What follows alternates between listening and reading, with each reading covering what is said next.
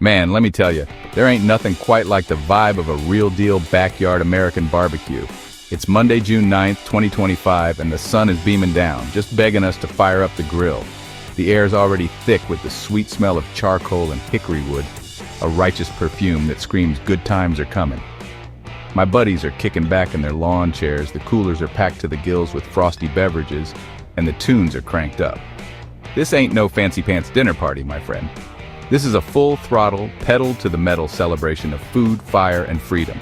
It's about as real as it gets, a slice of pure, unadulterated Americana.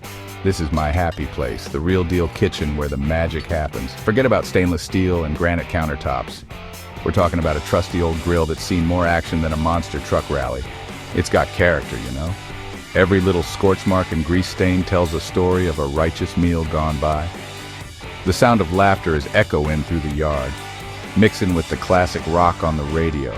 Kids are running through the sprinklers, trying to stay cool, while the adults are trading stories and sipping on ice-cold drinks. This whole scene is a beautiful symphony of organized chaos, and I wouldn't have it any other way. It's the ultimate escape from the everyday grind. The centerpiece of this whole operation, the heavyweight champion of the grill, is sitting right there on the prep table. We're talking about a monster Tomahawk Steak, a piece of meat so epic, it looks like it came straight out of the Stone Age.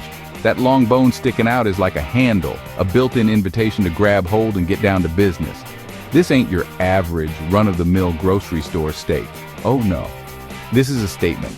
It's a declaration that today we're going big or we're going home. And let me tell you, my friends, we ain't going home until this bad boy is cooked to perfection, and we've entered a food coma. The anticipation is killer in the best way possible. Everyone's eyes keep wandering over to that magnificent piece of beef, their mouths already watering just thinking about it. It's the star of the show, the rock star of this backyard bash. This whole get-together is built around the journey of this one steak. From the moment it hits the heat to the final glorious slice, it's a culinary adventure we're all on together. It's more than just a meal. It's an experience, a memory in the making. And that, my friends, is what Backyard BBQ is all about. It's about making those righteous moments that you'll be talking about for years to come. All right, let's get down to brass tacks. Prepping this behemoth is a crucial step on our trip to Flavortown, and you gotta do it right. First things first, you gotta let that steak chill out. I mean, literally. You pull it out of the fridge a good hour before it's go time. You want it at room temperature, so it cooks nice and even. A cold steak on a hot grill is a one-way ticket to a culinary catastrophe, and we don't play that game. So we let it rest on the cutting board, getting comfortable with its surroundings. We pat it down with some paper towels, getting it bone dry. You need that dry surface to get the ultimate crust, a crust that's off the hook. Now for the fun part, the seasoning. We ain't getting all complicated here. We're keeping it simple, but we're going bold. I'm talking about a blizzard of coarse sea salt and a hailstorm of freshly cracked black pepper. Don't be shy with it either. You gotta coat that whole thing. Every nook and cranny, both sides, the edges, the works. This isn't a time for subtlety. It's a time for flavor that punches you right in the taste buds. That salt and pepper are gonna team up with the fire to create a crust so righteous, so dynamite, you'll hear angels singing when you take that first bite. It's the foundation of all that's good and holy in the world of grilling. Some folks might want to get all fancy with their rubs and marinades, and that's cool, you do you. But for a prime piece of meat like this tomahawk, you want to let the beef be the star of the show. You don't want to cover up that rich, beefy flavor that we all know and love. We're just here to give it a little boost, to crank the volume up to 11. I might throw a couple of smashed garlic cloves and a sprig of rosemary on top while it rests, just to perfume the air and add a little something extra. It's like giving the steak a little spa treatment before it faces the flames. It's all about building layers of flavor, my friend. So there it sits, a perfectly seasoned masterpiece, ready for its date with destiny.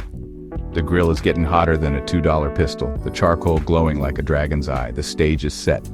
This moment of preparation is just as important as the cooking itself. It's the quiet before the storm, the deep breath before the plunge. You've shown the steak the respect it deserves, and now it's ready to reward you with a flavor explosion that is straight up money. This is where the magic begins, where a simple piece of meat starts its transformation into a legendary meal. Let's get this show on the road. Showtime! The grill is screaming hot, and it's time to introduce our meaty friend to the fire. You lay that tomahawk down on the grates, and the sound it makes, that sizzle, is pure rock and roll. It's the sound of victory. That initial sear is everything. We're talking 4 to 5 minutes per side, no messing around. You want to create a crust that's so dark and beautiful it'll make a grown man weep with joy. This isn't just cooking, it's a high-stakes game of chicken with the fire, and we're not blinking.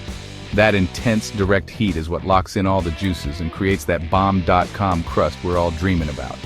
Once you've got that killer sear on both sides, it's time to change gears. We're moving the steak over to the cooler side of the grill, away from the direct flames. This is the chillin' part of our grillin' and chillin' adventure. We let it cook indirectly, letting that heat slowly work its way to the center of the steak. This is how you get that perfect edge-to-edge medium rare without burning the outside to a crisp. This is where patience becomes your best friend. You just close the lid, grab a cold one, and let the grill do its thing. It's a beautiful dance of fire and time, and we're the choreographers of this delicious ballet. Now, how do you know when it's done? You don't guess, my friend. Guessing is for amateurs. We use a meat thermometer, the most valuable player in any griller's toolkit. We're aiming for that sweet spot, an internal temperature of about 130 to 135 degrees Fahrenheit for a perfect medium rare. You stick that thermometer right into the thickest part of the meat, avoiding the bone. Watching that temperature climb is more exciting than the final lap of a car race.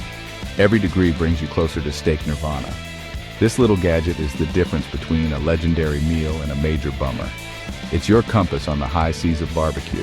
When that thermometer hits the magic number, it's time to pull the plug. You grab that bone handle with a pair of tongs and lift that glorious beast off the grill. It looks incredible. A bronze, sizzling masterpiece with grill marks so perfect they look like they were painted on. The smell is out of bounds. A smoky, beefy aroma that's got the whole neighborhood peeking over the fence. You've done it. You've tamed the flame and conquered the tomahawk. But hold your horses, partner. The journey ain't over just yet. The most important step is still to come. This bad boy needs to take a little nap. All right, listen up, because this next part is non-negotiable. It's the golden rule of steak cookery. You gotta let that meat rest.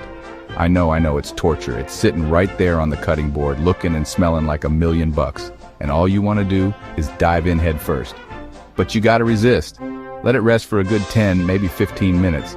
All those amazing juices that got pushed to the center during the cooking process need time to chill out and redistribute themselves throughout the entire steak. If you slice into it too early, you'll have a puddle of flavor on your cutting board instead of in your steak. That's a culinary crime. While our hero is resting, it's the perfect time to rally the troops and get the sides ready. You can't have a superstar steak without a killer supporting cast. We're talking about some creamy mashed potatoes loaded with butter and garlic, or maybe some grilled corn on the cob, slathered in a spicy compound butter. A fresh, crisp salad with a tangy vinaigrette is always a winner to cut through the richness. And you gotta have a righteous beverage to wash it all down.